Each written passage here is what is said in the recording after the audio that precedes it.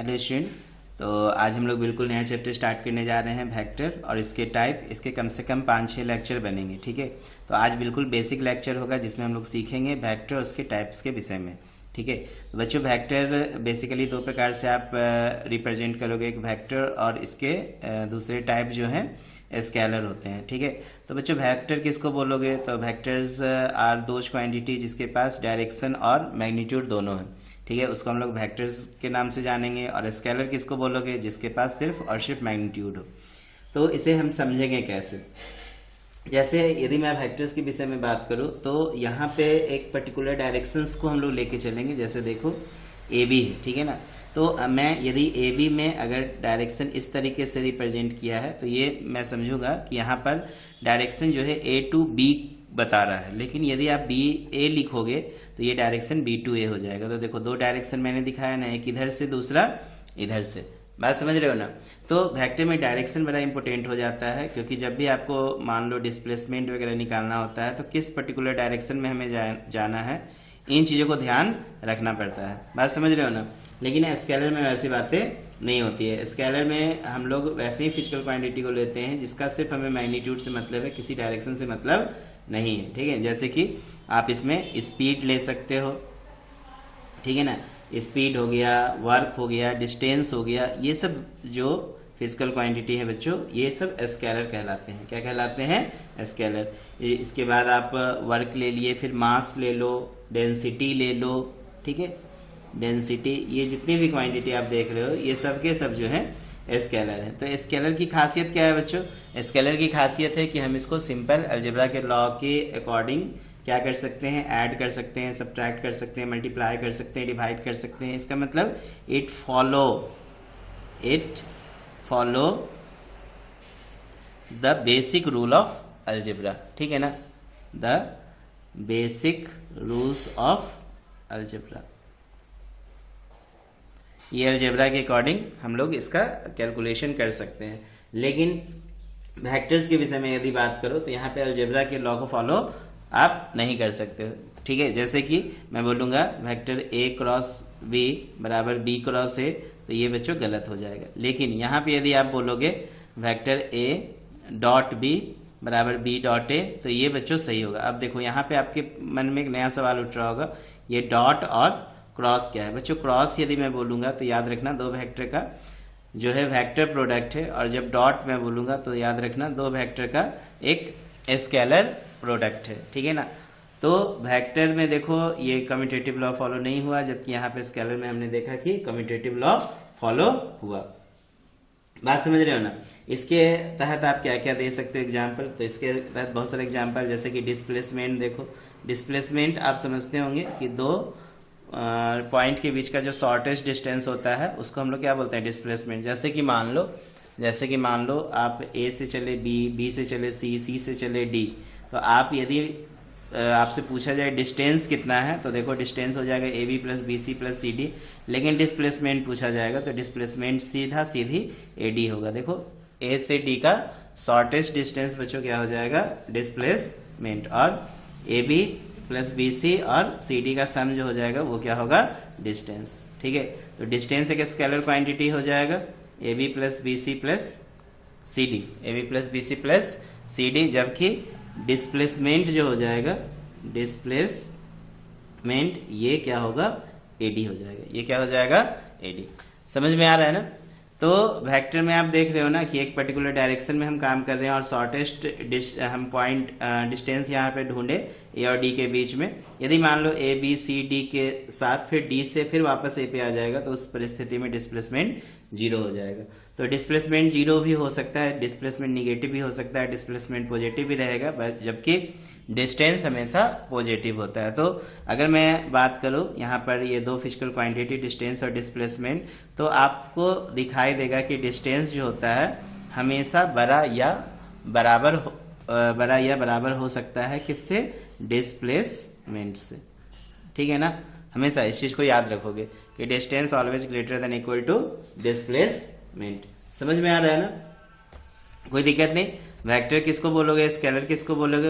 एकदम क्लियर है। Vector are those quantity which जिसके पास क्या हो? डायरेक्शंस के साथ साथ मैग्नीट्यूड भी हो, जबकि स्केलर में क्वांटिटी में हम लोग वैसे ही क्वांटिटी को लेते हैं जिसके पास हम सिर्फ मैग्नीट्यूड को स्टडी करते हैं। अब यदि आप टाइप्स के विषय में बात करो तो इसमें बहुत सारे आपको टाइप मिलेंगे। अच्छा, इससे पहले मैं एक चीज और बता दूं, वेक्टर स्केलर की जगह के बाद एक और क्वांटिटी होती है फिजिक्स में, ठीक है, जिसको आप टेंसर क्वांटिटी बोलते हो। क्या बोलते हो? टेंसर। ठीक है, एक तो आपने देखा कि वेक्टर हुआ, दूसरा स्केलर, और तीसरा क्या होगा बच्चों? टेंसर। ठीक, अब टेंसर कैसी क्वांटिटी है? तो बच्चों tensors are those physical quantity which have different value in different direction. ठीक है, एट द सेम पॉइंट। याद रखोगे टेंसर किस तरह की क्वांटिटी होगी, मैं यहाँ पे मेंशन कर रहा हूँ टेंसर को। ठीक है, तो tensors are those physical quantity which have different values in different direction at the same point. जैसे कि यदि आप बात करो MOI, that is moment of inertia. Moment of inertia जो आप 11th स्टैंडर्ड में आगे पढ़ोगे फिजिक्स में। ठीक है, रोटेशनल काइनेमेटिक्स जब देखोगे तो वहां पे आपको एक वर्ड मिलेगा पढ़ने को, मोमेंट ऑफ इनर्शिया। अब ये मोमेंट ऑफ इनर्शिया बच्चों ना ही वेक्टर है ना ही स्केलर है, तो ये एक प्रकार का क्या है? टेंसर क्वांटिटी है। इसके अलावा आप रेडियस ऑफ जायरेशन देखोगे। ठीक है, रेडियस ऑफ जायरेशन ये भी एक प्रकार का टेंसर क्वांटिटी है। मॉडुलस ऑफ इलास्टिसिटी देखोगे, मॉडुलस ऑफ इलास्टिक सिटी। ठीक है, ये भी एक प्रकार का बच्चों टेंसर क्वांटिटी है। इसके अलावा प्रेशर, स्ट्रेस, ये सब जितने भी वर्ड्स आप फिजिक्स में पढ़ोगे, प्रेशर हो गया, स्ट्रेस हो गया, कंडक्टिविटी हो गया, कंडक्टिविटी हो गया, रेजिस्टिविटी हो गया, रेजिस्टिविटी हो गया। ठीक है, रेजिस्टिविटी के अलावा आप देखोगे refractive index, wave velocity, density. ठीक है, वेव वेलोसिटी, रिफ्रैक्टिव इंडेक्स, ठीक है, डेंसिटी, ये जितने भी क्वांटिटी आप देख रहे हो फिजिक्स में, ये ना ही वेक्टर है ना ही स्केलर। हम इसे क्या बोलेंगे? एक प्रकार का टेंसर क्वांटिटी है। ठीक है, तो मैग्नीट्यूड ऑफ टेंसर जो होता है वो यूनिक नहीं होता है। तो नोट में याद रखोगे टेंसर क्वांटिटी का खासियत क्या है कि मैग्नीट्यूड ऑफ जो टेंसर क्वांटिटी होते हैं, मैग्नीट्यूड ऑफ टेंसर क्वांटिटी, ठीक है, इज नॉट यूनिक। ठीक है, ये आपको हर जगह डिफर देखने को मिलता है। ठीक है, जैसे moment of inertia, axis of rotation change करते हैं तो बिल्कुल अलग हो जाता है। रेडियस ऑफ जायरेशन का अलग अलग बॉडी के लिए अलग अलग फार्मूला होता है। मॉडुलस ऑफ इलास्टिसिटी अलग मटेरियल के लिए अलग होगा, प्रेशर पॉइंट अलग होता है। तो ये जितने भी क्वांटिटी है बच्चों, ये सब क्या कहलाते हैं? टेंसर क्वांटिटी कहलाते हैं। तो आपने देखा ना कि फिजिक्स में जो हम लोग पढ़ने जा रहे हैं वेक्टर्स, उसके अंदर हम लोग 3 क्वांटिटी देख लिए, एक वेक्टर, एक स्केलर और एक टेंसर। अब हम लोग डिफरेंट टाइप्स को आज देख लेते हैं कि वेक्टर्स के क्या क्या टाइप्स होते हैं। ठीक है, बिल्कुल बेसिक लेक्चर है आज, और ये इम्पोर्टेंट भी होगा क्योंकि मैक्सिमम टाइम आपसे पूछ देता है कि इनमें कौन से टेंसर, जैसे मान लो 4 ऑप्शन दे देगा, बोलेगा इनमें कौन से टेंसर क्वांटिटी है, कौन वेक्टर क्वांटिटी है, कौन स्केलर क्वांटिटी है, तो आपको बताना पड़ेगा। अब देखो बच्चों, अब हम लोग देखते हैं डिफरेंट टाइप्स ऑफ वेक्टर्स। ठीक है, अलग अलग टाइप्स के कौन कौन वेक्टर्स होते हैं, डिफरेंट टाइप्स ऑफ वेक्टर। ठीक, तो जैसे कि देखोगे पहला मैं लिख रहा हूं इक्वल वेक्टर। क्या है? Equal vector. बच्चों इक्वल वेक्टर किसको बोलोगे? तो इक्वल वेक्टर के नाम से ही हमें पता चल रहा है कि हमें 2 वेक्टर्स को देखना होगा। तो 2 वेक्टर्स लोगे जिसका मैग्नीट्यूड बराबर हो और वो दोनों सेम डायरेक्शन में हो, तभी वो इक्वल वेक्टर्स कहलाएगा। जैसे देखो ये वेक्टर A हुआ और ये वेक्टर B हुआ, दोनों का आप देख रहे हो ना डायरेक्शन एक समान है। ठीक है ना, और इनकी मैग्नीट्यूड जो होगी आपस में बच्चों यदि बराबर होता है तो ऐसे क्वांटिटी, ऐसे 2 वेक्टर्स को हम लोग क्या बोलेंगे? इक्वल वेक्टर्स बोलेंगे। क्या बोलेंगे? इक्वल वेक्टर्स बोलेंगे। बात समझ रहे हो ना? जैसे कि मान लो एग्जांपल में आप वेक्टर A बराबर लिखे हो 2y + 3j + 4k। ठीक है, 2y + 3j, और B भी इसी को लिख रहे हो तो देखो 2y + 3j + 4k, तो ये दोनों वेक्टर्स इक्वल है।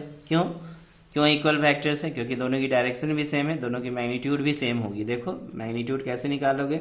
तो मैग्नीट्यूड निकालने का कॉन्सेप्ट क्या है कि ए का वेक्टर ए का मैग्नीट्यूड बराबर ये आई जे के का जो कोएफिशिएंट है इसके स्क्वायर का सम करते हैं हम लोग। तो देखो 2 का स्क्वायर प्लस 3 का स्क्वायर प्लस 4 का स्क्वायर, और ये वेक्टर बी के मैग्नीट्यूड के भी बराबर होगा, क्योंकि देखो दोनों में आई जे के का कोएफिशिएंट सेम है, दोनों की डायरेक्शन सेम है, ठीक है ना। सब में पॉजिटिव साइन है, इसका मतलब एक ही डायरेक्शन में दोनों वेक्टर्स हैं, ठीक है, दोनों साथ साथ हैं। तो ये देखो 4 प्लस 9 प्लस 16, तो ये अंडर रूट कितना होगा 29। तो चूंकि ये दोनों की मैग्नीट्यूड सेम, दोनों का डायरेक्शन सेम, तो ऐसे दो वेक्टर्स को हम लोग बच्चों क्या बोलेंगे, इक्वल वेक्टर्स बोलेंगे। समझ रहे हो ना, कोई दिक्कत नहीं। चलो इसके बाद देखो सेकेंड नंबर निगेटिव वेक्टर। क्या होगा, निगेटिव वेक्टर। बच्चे निगेटिव वेक्टर किसको बोलोगे, तो two vector of equal magnitude but opposite in direction, ठीक है ना। याद रखना, दो वेक्टर जिनका मैग्नीट्यूड तो बराबर होगा लेकिन उनकी डायरेक्शंस जो होंगे एक दूसरे से अपोजिट होंगे, तो ऐसे वेक्टर्स को हम क्या बोलते हैं, निगेटिव वेक्टर। जैसे एक वेक्टर का डायरेक्शन इधर है तो दूसरा वेक्टर का डायरेक्शन इधर है। तो कुछ मत करो, इसमें एग्जाम्पल यदि आप देखना चाहते हो तो वेक्टर ए बराबर मान लो 2y plus 3j plus 4k मैंने लिया है, ठीक है, 2y plus 3j plus 4k, और वेक्टर बी जो हो जाएगा बच्चों माइनस 2y माइनस 3j और माइनस 4k।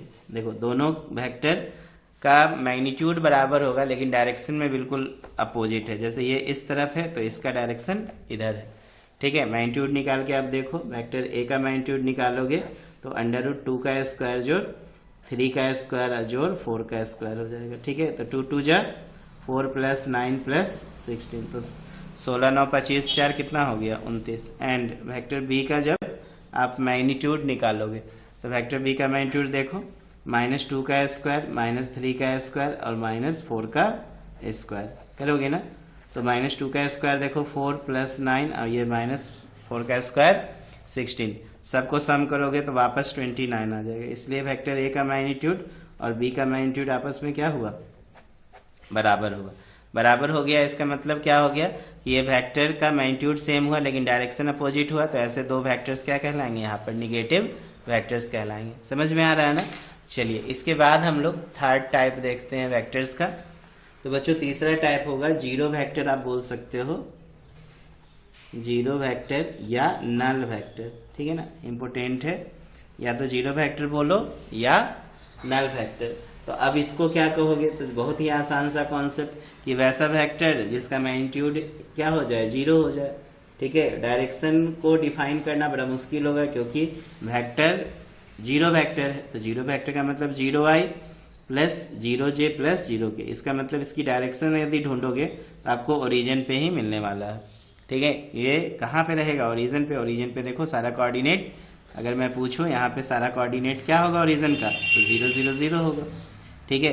तो ये जीरो वेक्टर्स भी कहलाएगा और इसका बड़ा ही इंपॉर्टेंस है क्योंकि जब हम लोग को कंपेयर करना होता है, ठीक है, दो वेक्टर्स को, तो वहां पे जीरो वेक्टर का हेल्प लेते हैं। बात समझ रहे हो ना, कोई दिक्कत नहीं।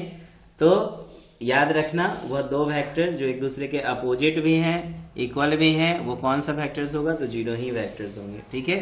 और जीरो वेक्टर्स का मैग्नीट्यूड भी जीरो होगा, जीरो वेक्टर की मैग्नीट्यूड जीरो, और जीरो वेक्टर को रिप्रेजेंट करने का तरीका 0i 0j और 0k, ठीक है। इसके बाद देखोगे बच्चों यूनिट वेक्टर, ये बहुत इंपॉर्टेंट है, यूनिट वेक्टर। तो यूनिट वेक्टर किसको बोलोगे, तो वैसा वेक्टर जिसका मैग्नीट्यूड हमेशा 1 होगा, ठीक है ना। वैसा वेक्टर जिसकी मैग्नीट्यूड हमेशा क्या होगी बच्चों, 1 होगी, उसको यूनिट वेक्टर कहेंगे। तो वेक्टर यूनिट वेक्टर निकालने का कॉन्सेप्ट क्या है, जैसे इसको हम ए कैप के द्वारा रिप्रेजेंट करते हैं, और इसको निकालने का तरीका वेक्टर ए बट्टा वेक्टर ए का मैग्नीट्यूड, ये हो गए यूनिट वेक्टर, ठीक है।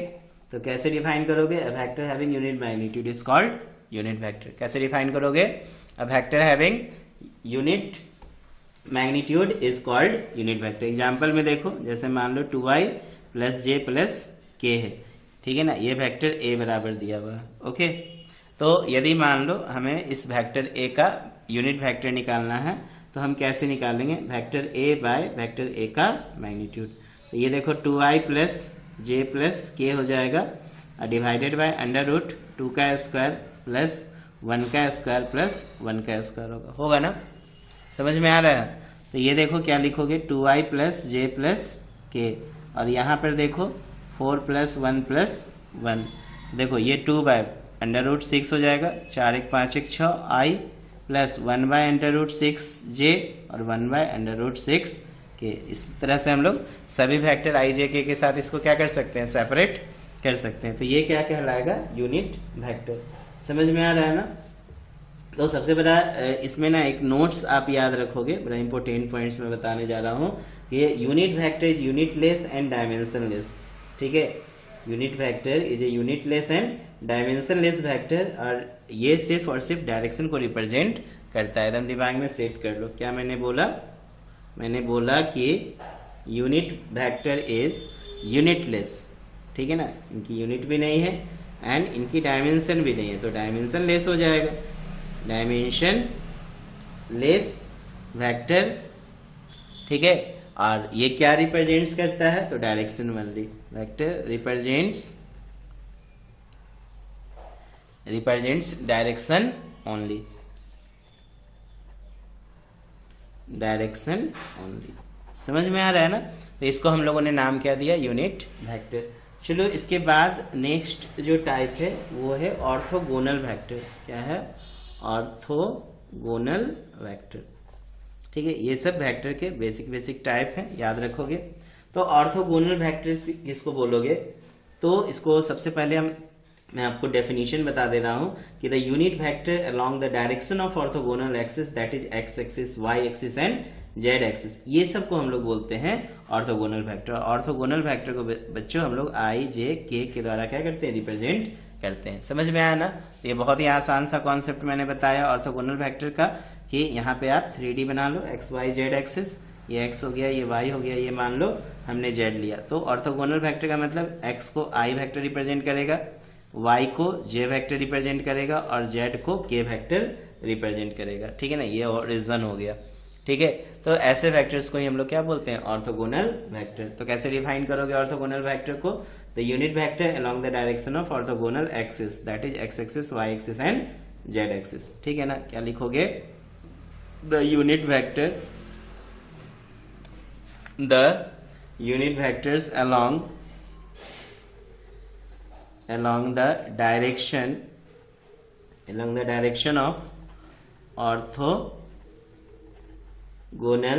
axis, ठीक है, that is x axis, y axis, ठीक है ना, and z axis, ठीक है, are called ऑर्थोगोनल वेक्टर्स। ये क्या कहलाएगा, ऑर्थोगोनल वेक्टर, ठीक है, याद रखोगे। चलो इसके बाद हम लोग नेक्स्ट टाइप पे आते हैं, ठीक। अगला बच्चों वेक्टर के टाइप है को इनिशियल वेक्टर, 6 होगा ना, बिल्कुल, को इनिशियल वेक्टर। बच्चों को इनिशियल वेक्टर किसको बोलोगे, तो दो या दो से ज्यादा वेक्टर जिसका एक कॉमन पॉइंट्स आपको मिले, ऐसे वेक्टर्स को हम क्या बोलेंगे, को इनिशियल वेक्टर। जैसे देखो ये O से दो वेक्टर निकल रहे हैं, एक A निकल रहे हैं और दूसरा B निकल रहे हैं। तो यहाँ पे OA एंड OB आर क्या कहलाएगा, को इनिशियल वेक्टर, ठीक है। तो कंफ्यूज मत होना को इनिशियल वेक्टर को देख के, कि vectors having common initial point are called coinitial vector. समझ में आ रहा है ना। इसके बाद देखो कॉलिनियर वेक्टर, ये बड़ा इंपॉर्टेंट है। फिर कॉलिनियर वेक्टर, बच्चों कॉलिनियर वेक्टर किसको बोलोगे, तो वेक्टर हैविंग इक्वल और अनइक्वल मैग्नीट्यूड। मैंने क्या बोला, vectors having equal and unequal magnitude. कहने का मतलब दो या दो से ज्यादा वेक्टर जिनका मैग्नीट्यूड बराबर हो भी सकते हैं और नहीं भी हो सकते हैं, लेकिन उनकी डायरेक्शंस जो होगी वो सेम होगी। कहने का मतलब वो जस्ट लाइक पैरेलल लाइन की तरह होंगे। तो ऐसे वेक्टर को हम लोग कॉलिनियर वेक्टर कहते हैं। जैसे मान लो ये वेक्टर ए है और पीछे से वेक्टर बी चल रहा है, ठीक है, तो ये आपका कॉलिनियर वेक्टर कहलाया। एग्जाम्पल्स में यदि आप देखना चाहोगे तो जैसे मान लो मैंने यहाँ पे i + 2j + 3k लिख दिया है, ठीक है, ये वेक्टर ए मैंने लिखा, और वेक्टर बी को आप लिख दो 2i + 4j + 6k, 2i + 4j + 6k। तो ये बच्चों क्या हो गया, कॉलिनियर वेक्टर हो गया, ठीक है, क्योंकि देखो इनकी डायरेक्शन सेम है। देखो i j k, अगर हम यहाँ पे और यहाँ पे भी i j k है, यहाँ पे अगर मैं कॉमन लिया 2, तो देखो i + 2j प्लस 3k हो जाएगा। अब आप देख सकते हो ना, ये वेक्टर और ये वेक्टर दोनों की डायरेक्शंस क्या है, एक समान है। तो ऐसे दो या दो से ज्यादा वेक्टर्स जिनका डायरेक्शन सेम होगा, ठीक है ना, ऐसे वेक्टर्स को हम लोग क्या बोलेंगे बच्चों, कोलिनियर वेक्टर्स बोलेंगे। समझ रहे हो ना।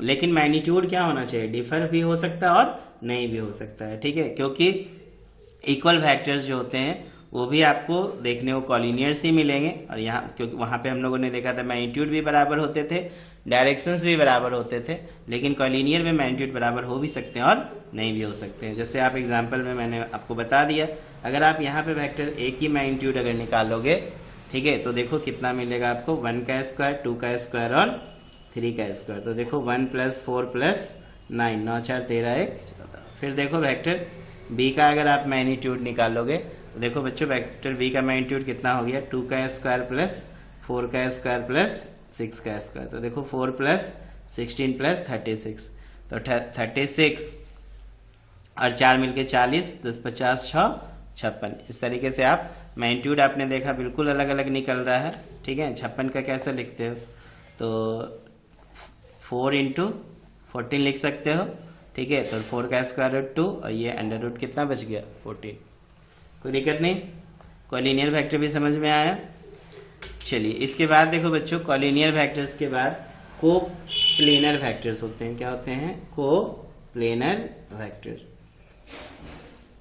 तो बच्चों कोप्लेनर वेक्टर्स किसको बोलोगे, तो vector acting in the same plane are called coplanar vector. जैसे वो सभी वेक्टर जो एक ही प्लेन में एक्ट कर रहे हो, ऐसे वेक्टर्स को हम क्या बोलेंगे, कोप्लेनर वेक्टर बोलेंगे, ठीक है ना। ऐसे वेक्टर जो एक ही प्लेन में क्या कर रहे होंगे, लाई कर रहे होंगे। जैसे देखो ये सब जो है वेक्टर, ये सब क्या कहलाएंगे, एक ही प्लेन में लाई कर रहे हैं।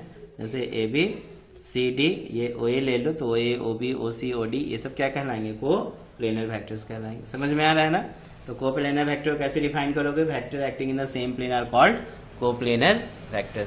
वो सभी वेक्टर जो एक ही प्लेन में लाई करते हैं, ऐसे वेक्टर्स को हम कोप्लेनर वेक्टर्स कहते हैं। तो ओ A O B O C O D सब क्या कहलाएगा, कोप्लेनर वेक्टर, ठीक है। सब एक ही प्लेन में क्या कर रहे हैं, लाई कर रहे हैं, ठीक है, कोप्लेनर वेक्टर। चलो इसके बाद देखो बच्चों, लोकेलाइज्ड वेक्टर क्या है, लोकेलाइज्ड, LOCALISED है, लोकेलाइज्ड वेक्टर। तो बच्चों लोकेलाइज्ड वेक्टर क्या कहोगे कि वो सभी वेक्टर जिसका फिर से एक common point, initial point common होगा, फिक्स होगा, इसी को हम लोकेलाइज्ड वेक्टर कहेंगे। जैसे कि यहाँ से देखो बहुत सारे वेक्टर्स निकल रहे हैं, जस्ट लाइक अ जस्ट लाइक अ को इनिशियल, यही कहलाता है लोकेलाइज्ड वेक्टर, ठीक है ना। जैसे vector A, vector B, vector C, vector D, सब किसी एक को फिक्स पॉइंट से क्या कर रहे हैं, निकल रहे हैं। तो ऐसे वेक्टर्स को हम क्या बोलेंगे, लोकेलाइज्ड। तो डेफिनेशन क्या बनाओगे, vector which initial point is fix is called localized vector. बच्चों लोकेलाइज्ड वेक्टर के बाद नेक्स्ट हम लोग टाइप देखते हैं 10 नंबर में, नन लोकेलाइज्ड वेक्टर। क्या होगा, नन लोकेलाइज्ड वेक्टर। अब देखो लोकेलाइज्ड का ठीक विपरीत, उसमें क्या था, एक कॉमन पॉइंट था, वहां से सब वेक्टर निकल रहे थे, और यहाँ पर कोई जैसे वेक्टर एक इधर जा रहा है, एक इधर जा रहा है, एक इधर जा रहा है। जैसे मान लो वेक्टर ए है, वेक्टर बी है, वेक्टर सी है।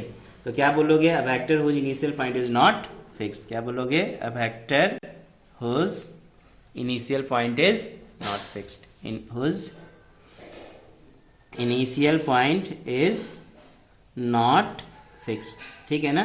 तो ऐसे वेक्टर्स को हम क्या बोलेंगे, नॉन लोकेलाइज्ड वेक्टर, ठीक है ना। नॉन लोकेलाइज्ड वेक्टर का दूसरा नाम जो होता है बच्चों, फ्री वेक्टर भी कहलाता है। तो यदि आपसे कोई पूछे फ्री वेक्टर्स को एक्सप्लेन करो तो बता देना क्या। चलो इसके बाद जो है बच्चों पोजीशन वेक्टर। क्या है, पोजीशन वेक्टर, ठीक है बच्चों। पोजीशन वेक्टर क्या होगा, तो पोजीशन वेक्टर का मतलब जैसे कि मान लो यहाँ पे हमने एक ओरिजिन लिया ओ, ठीक है ना, ओरिजिन हमने क्या लिया ओ, यहाँ से हम अलग अलग पॉइंट्स निकाल रहे हैं, ठीक है। ये ए हो गया, बी हो गया और ये बच्चों सी हो गया, ठीक है।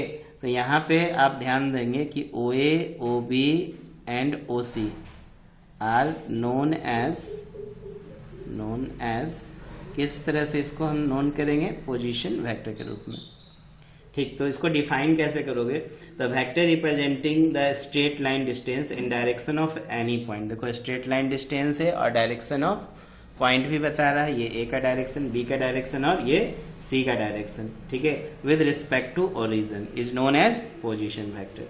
ठीक है, समझ में आया पोजीशन वेक्टर का डेफिनेशन। वेक्टर रिप्रेजेंटिंग, ध्यान से सुनो, लिख भी लो, a vector representing the straight line distance and the direction of any point or object with respect to the origin is called position vector. समझ में आ रहा है ना, इज कॉल्ड पोजीशन वेक्टर। तो यहाँ पे देखो डायरेक्शन सब ओरिजिन से मिल रहा है, ठीक है ना, और इस पर्टिकुलर डायरेक्शन ABC में हम लोग जा रहे हैं। तो इस तरह से वेक्टर के जो बेसिक टाइप होते हैं ये आज हम लोग का कंप्लीट होता है। इसके बाद बच्चों हम लोग नेक्स्ट लेक्चर में पढ़ने वाले हैं एडिशन ऑफ वेक्टर। ठीक है, एडिशन ऑफ वेक्टर में हम लोग देखेंगे ट्रायंगल लॉ, पैरेललोग्राम लॉ, उसके डेरिवेशन, ट्रायंगल लॉ के डेरिवेशन और पैरेललोग्राम लॉ के डेरिवेशन, और उसके बाद हम लोग एक और लॉ पढ़ेंगे उसी में कि पॉलीगन्स लॉ ऑफ वेक्टर्स क्या होते हैं। ठीक है, तो इसको डिफाइन करने के बाद इससे रिलेटेड न्यूमेरिकल्स पर आएंगे। तो करीब 5 से 6 लेक्चर बनने वाला है सिर्फ और सिर्फ चैप्टर वेक्टर से। तो चलो, वीडियो वॉच करने के लिए बहुत बहुत धन्यवाद आप सभी को। मेहनत करो, अच्छा करो।